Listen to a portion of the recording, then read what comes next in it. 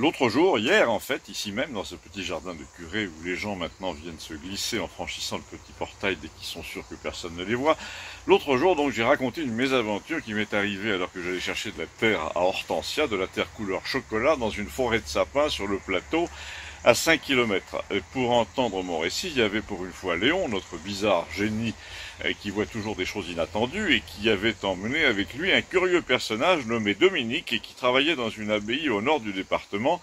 Il y avait aussi Vladimir parce qu'on était dimanche matin, et l'abonné au monde qui nous a rejoint un peu plus tard. Et Gustave qui avait apporté du café dans un thermos avec des verres en papier a commencé à m'interroger. Je leur raconte que pendant que je ramassais des pelletés de terre de bruyère l'autre jour dans 2 poubelles de 50 litres, une femme que je connaissais, pour l'avoir vue au centre médical d'un gros village voisin, une infirmière, s'arrête au carrefour à ma hauteur et au lieu de repartir dans sa Renault Capture marron métallisée, elle baisse sa vitre et elle me dit ça fait pas partie des activités nécessaires, il me semble. Et le masque, c'est pas sur le rétroviseur qui se porte. Donc je me suis un peu fâché contre elle en lui disant que faire chier le monde non plus ne fait pas partie des activités nécessaires. Du coup, ça s'est un peu envenimé. J'ai plié bagage assez vite, de crainte de voir revenir les gendarmes sur dénonciation de cette idiote. J'ai décrit à Gustave l'endroit où c'était. Il m'a dit, en effet, il n'y a pas plus perdu que ça. Mais je vois de quel taré tu me parles dans cette famille, elles sont toutes comme ça. J'ai connu la mère, elle était pareille. Et là, il a enchaîné sur une chose assez juste. Il a dit, je viens de voir le fameux film Hold Up que tu m'as donné. Et il explique aux autres, c'est un film qui raconte toute l'épidémie depuis le début et où on voit les accumulations de mensonges gouvernementaux, etc. Bon, indépendamment de toute la basse cuisine politique, de l'ego des médecins, etc., ce qu'on peut dire, et l'exemple de ta folle qui s'arrête au carrefour le prouve, c'est que ces salopards de politique ont ruiné le rapport entre les gens exactement comme l'armée allemande autrefois. Dans ce village, depuis 6 mois, on commence à savoir qui est qui et de qui il faut se méfier. Quand tu vois une cinglée comme ça qui va donner aux poules à 6 heures du matin, qui passe avec son masque alors qu'il n'y a personne dehors, tu te dis mais comment ont-ils fait pour réveiller la laideur morale des gens à ce point-là? Et pour la femme qui va donner aux poules, je lui ai dit, je crois que je sais de qui tu parles. Là-dessus, nous avons été interrompus par Léon qui m'a avoué, j'ai invité notre ami Dominique, que vous voyez ici, et qui est retraité, mais qui travaille pour les moines de Calvéjac, parce qu'il est docteur en droit et fromager, pour nous. Il faisait 10 degrés ce jour-là et ce type circulait pieds nus dans des sandales de cuir. Il m'a dit, à moi, je vous suivais sur Internet déjà, et Léon m'a dit que vous connaissiez, je voulais donc venir vous voir et vous dire que j'ai attaqué devant le Conseil d'État la décision de supprimer la messe, et on vient de perdre, alors que quand j'avais protesté en septembre pour le port du masque à vélo, j'avais gagné. Oui, je suis au courant que la dernière plainte, lui ai-je dit, devant le Conseil d'État a été déboutée pour la messe. Je lui ai expliqué que je suivais Philippe de Villiers sur Twitter et qu'il a dit tout le mal qu'il pensait de cette décision, ce qui lui a permis de se réveiller un peu devant l'opinion, et ça m'a fait plaisir puisque j'étais assez partisan de la chose. J'ai même eu la surprise de voir qu'il s'en prenait à la société mondialisée avec des phrases que n'aurait pas renié Trump.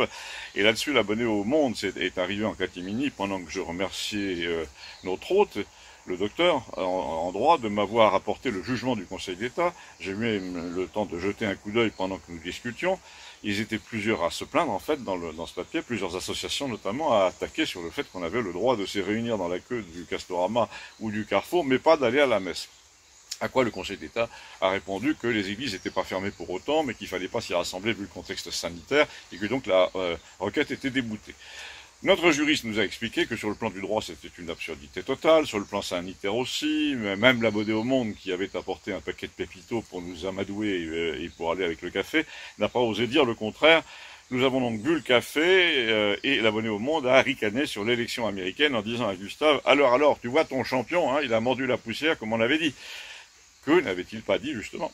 Et Gustave voulait visiblement se lancer dans un « tu perds rien pour attendre », il voulait lancer une polémique sur le fait que la fraude à grande échelle était évidente et que le recomptage des voix allait mener à tel et tel résultat. Il nous a parlé d'une sombre histoire de bulletins marqués secrètement à l'encre sympathique. Enfin, on n'en avait pas fini, et du coup je l'ai interrompu en lui disant on va pas discuter du Nevada et de la Caroline du Nord dans le jardin du curé de Campagnol, il y en a marre. Et il m'a répondu, tu peux parler, l'autre jour tu t'es engueulé avec un automobiliste à la station-service parce que t'écoutais la télé américaine.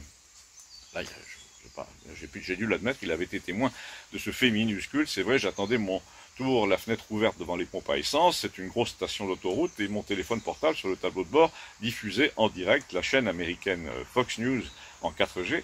Donc j'entendais les débats assez âpres entre journalistes et là un type est passé, il m'a regardé comme si j'écoutais Radio Londres, c'est une sorte de Parisien dans une voiture puissante, il a dit au moins Trump en voilà un qui nous emmerdera plus.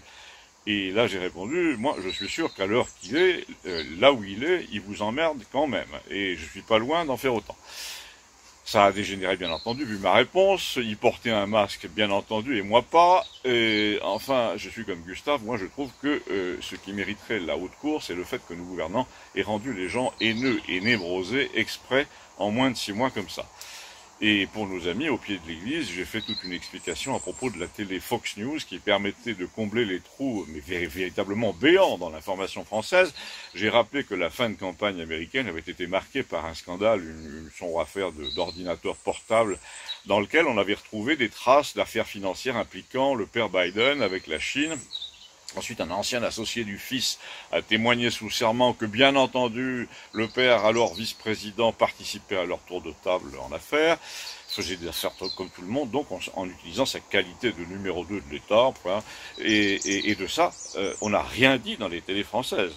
Et là, Vladimir était intervenu et il a dit à son tour, et rien aussi sur le fait qu'on a mis la main sur des correspondances prouvant qu'Hillary Clinton essayait de faire tomber Trump en inventant un fricotage avec les Russes, coup entièrement monté, donc, pas l'ombre d'une preuve, alors qu'il prétendait le faire destituer pour ça. Et là, inévitablement, Gustave a commencé à dire, en plaisantant, que Léon, avec ses dons de voyant extra-lucide, allait forcément nous donner une piste, et ça n'a pas manqué.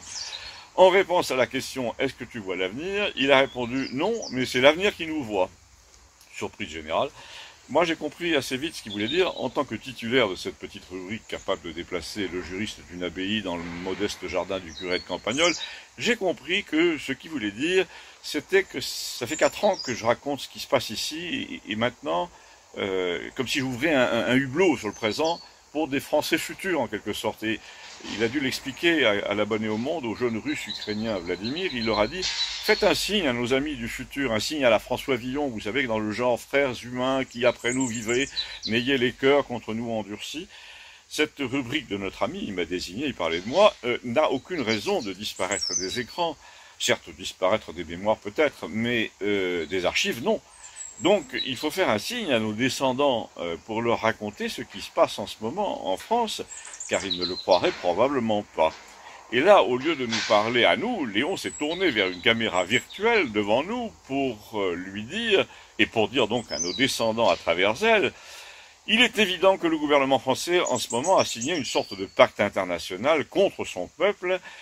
On altère l'esprit des enfants par le port du masque et par des discours de cinglés dès l'âge de 6 ans. On réécrit tous les événements en fonction d'une épidémie qui a tué moins que la grippe de 2016.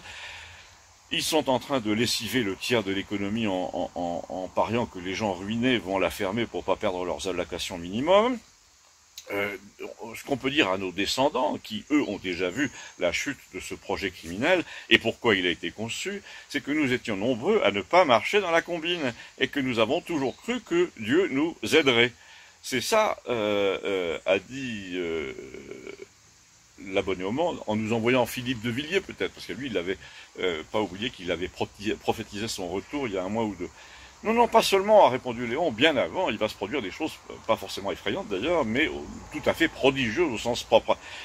Moi, je trouve ça effrayant quand même, ce que nous dit Léon, a repris Gustave, en reprenant un biscuit, ce qui a quand même tempéré l'impression d'effroi, mais non, a dit notre Léon, si nous adoptons le regard sur nous de nos propres descendants, dans 30 ans, mettons, qui regarderont ce que je dis maintenant, nous trouverons que nous avons été bien bêtes de nous inquiéter et de penser qu'ils pouvaient gagner ce pari idiot de domestiquer toute la planète, parce que c'est fini, il fallait le faire en 1920, ils ont essayé d'ailleurs, mais maintenant les gens sont informés, ils réfléchissent. Quand je dis les gens, ce sont ceux qui voudraient nous voir disparaître, l'élite, qui n'a qu'un seul but en ce moment, c'est de faire des pauvres des dépendants pour préserver ses propres richesses et sa propre indépendance. Mais il existe une foule de gens comme nous qui roulent avec une voiture de plus de 20 ans, qui n'obéissent à personne intellectuellement, qui font du piano, du jardinage, qui n'arrêtent pas de se former tout seuls dans tous les domaines, et qui n'appartiennent ni à la classe des serfs, vous savez, les gens qui vont acheter des téléplates de 2 mètres avec leur SMIC, ni à celle des suzerains qui se font construire des bunkers à Cagnes-sur-Mer, qui posent dans Voici, qui collectionnent le contemporain. Non, la classe moyenne morale, et la province américaine aussi, hein, ce sont eux qui ont le pouvoir, le vrai pouvoir, ils l'ont déjà, mais ils ne savent pas encore. Alors vous qui nous regardez en 2050 et qui savez pourquoi les choses se sont finalement mieux passées que prévu, il faut que vous sachiez aussi qu'il y avait parmi nous une majorité de gens qui avaient conscience d'affronter temporairement une poignée de démons. En fait, le gouvernement Macron est composé de gens avec un QI très faible, en tout cas qui n'ont pas de jugement, ce qui revient au même, et nous avons la certitude de les vaincre parce qu'ils sont très limités intellectuellement. Là, je précise, c'est moi qui parle, où je rappelle que celui qui nous parlait ainsi calculait les racines carrées des nombres à 5 chiffres en 4 secondes et qui mémorisait des heures de partition.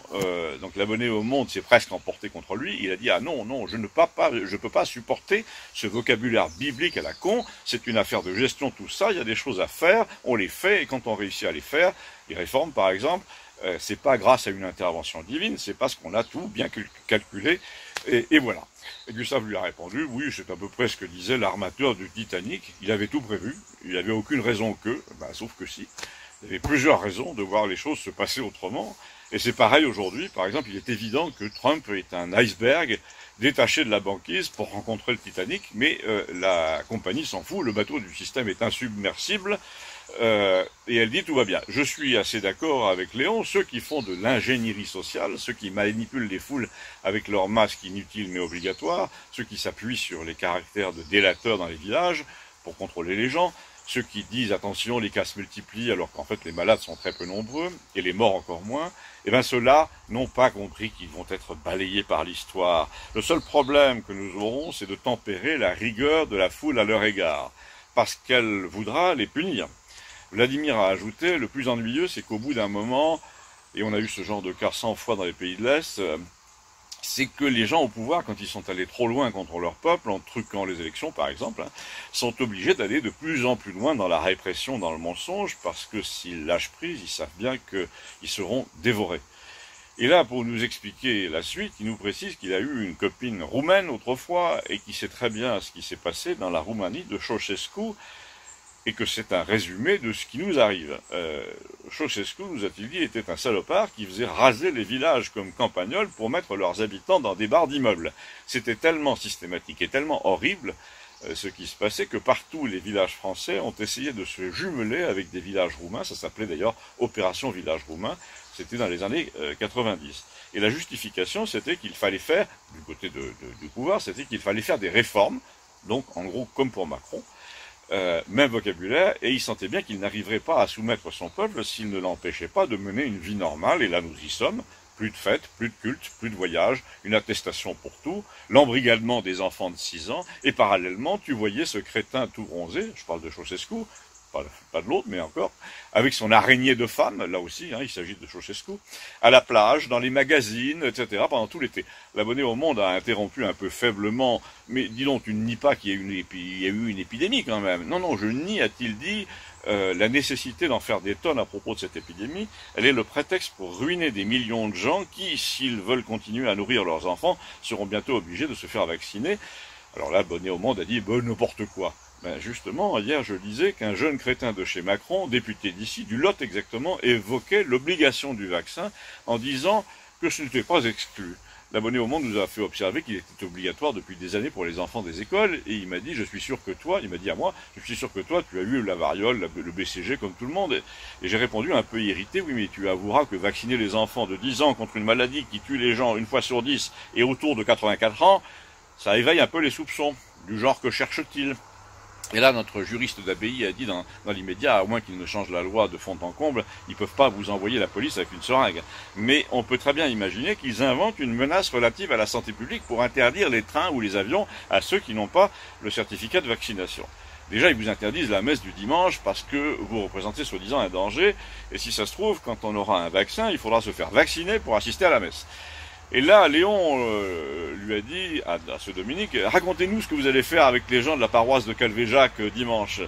Et le type nous a dit, bah, c'est simple, comme l'hypermarché Carrefour chez nous est ouvert le dimanche justement, et qu'on peut s'y réunir au contraire des églises, ben on va aller dire une messe sauvage devant le rayon poissonnerie qui est au fond du magasin et qui est généralement éloigné des autres rayons. Ça va sentir un peu le poisson entre les fidèles, mais ça fait rien, on va s'arranger pour filmer en plus et le mettre sur YouTube.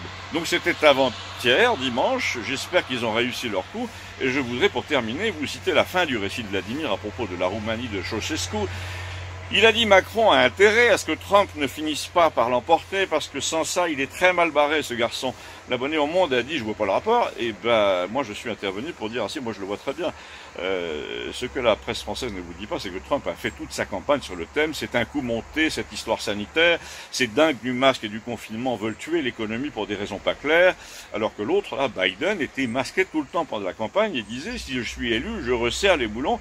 Et il y a donc, comme dans le cas de Ceausescu, ceux qui croient encore au discours du régime, qui veulent serrer les boulons, et les autres qui disent on vous ment de A à Z.